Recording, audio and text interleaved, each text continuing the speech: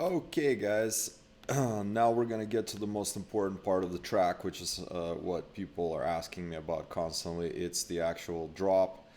Yeah, let me play it for you real quick here so you hear what it is.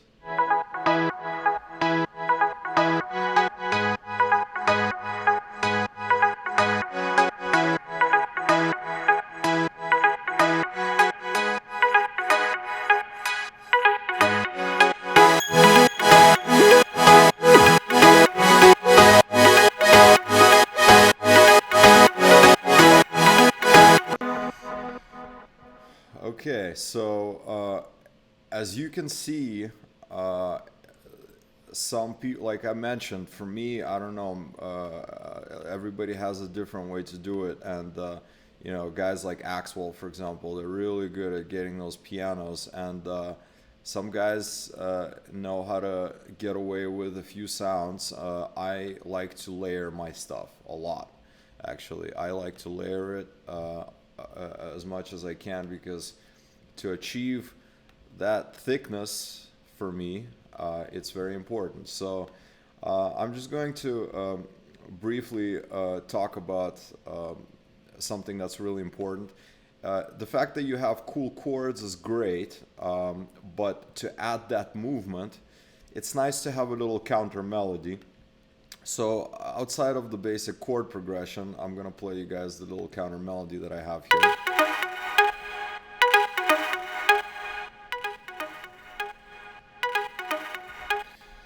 Okay, so that's basically the counter melody that's playing with the chords. It's just kind of playing around the chord progression itself. I'm going to show you some basic things. Side chaining here. Once again, EQing depending on how you want it to sound. You probably guessed it right away. It's a basic silent, Nexus sound.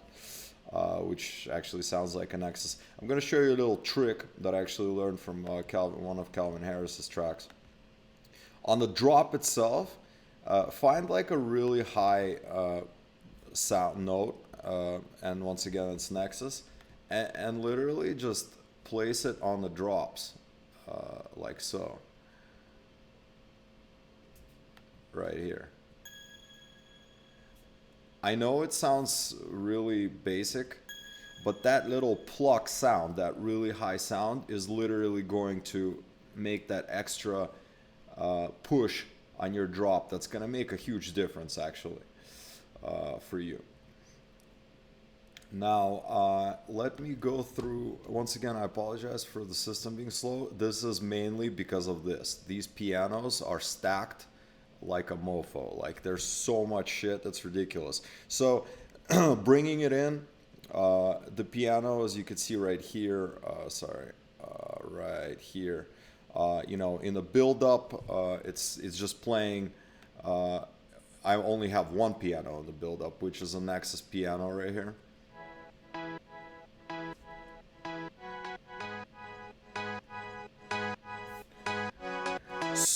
So the trick, obviously, I mean, it's an obvious trick. You want to save the meat and potatoes for the main drop, which is coming in right here, and not have all the layers in the build-up, and save them for the actual drop. So let me just go through each individual ones.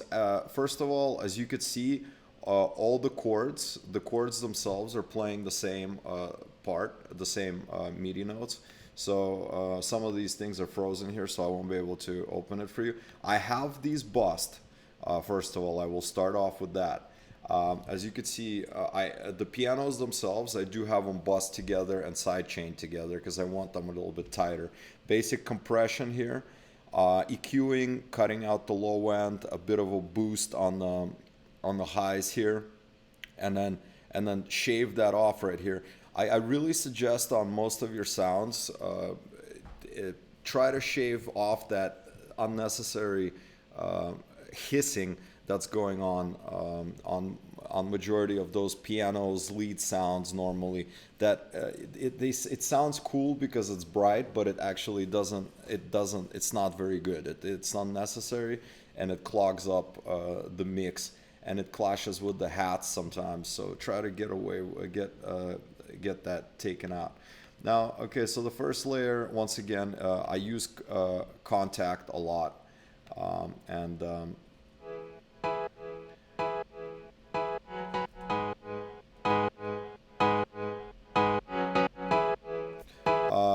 contact piano. There's a lot of them. This is probably a New York. It sounds like a New York Grand.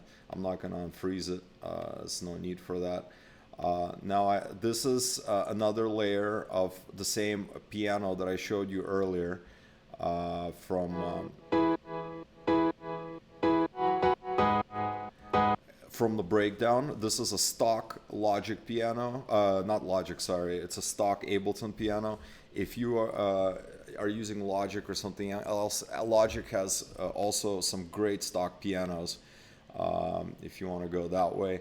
And that's the Nexus, same Nexus that was here in the build-up that I played for you guys. So I already played that. Another M1, once again, to add that old school feel to it. And the M1 is always here. The M1 is that classic house piano that, you know, back in the day, basically. If you want to go for that old school feel, all you got to do is use the layer of the M1. Even on its own, honestly, sometimes it works. My track Get High, for example, that piano on the drop, there was no layers. It was simply one layer of M1.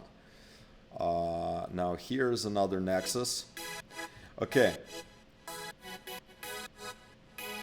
Okay, so this is something that I learned from Maxwell, layering those pianos with those very warm saw waves, waveforms. It really adds sexiness and thickness to the track, to the pianos. Here's another Nexus. This one, as you could see, I was going for a little bit of a delay effect, some crisp high, very much shaved off, as you could see here. Yeah, it's an octave up. It's 12 steps up, actually. Yeah. Let's see, which is an octave. This one is two octaves up here. This is a bit of a harsher saw wave in order to add that aggressive feel on the drop. As you can see here, I felt like sidechaining it even more, even though it's in the bus. So I added that. Now, this here is an interesting thing that I do sometimes. I take the chords and I find the sweet notes and I put them on their own. And once again, it's a Nexus and it's also sidechained on its own. And it's doing this.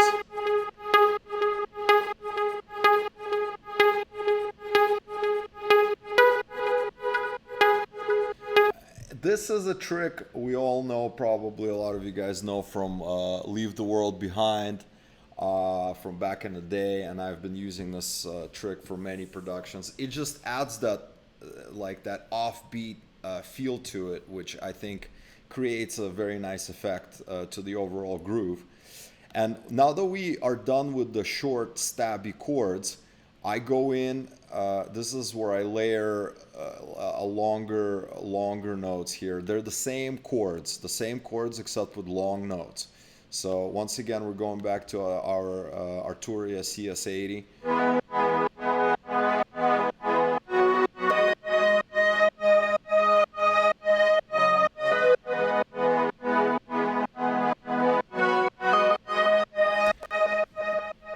This is a very interesting thing that happened, and this is a perfect example of pure luck and experimentation. This is actually the same chord progression, but the CS80 was not playing the amount of voices, which is basically, for those of you that don't know what that is, the amount of voices is how many basically notes that you can play. Like, for example, if you are playing you know, a synthesizer that is playing only one voice, you cannot play a chord, because a chord consisting, let's say, out of 2 or 3 notes, won't work. So essentially here we have a chord which is about 1, 2, 3, 4, 5, 6, 6 or 7 uh, 6 or 7 notes on the chord, but the synthesizer was the preset itself that I used was set to about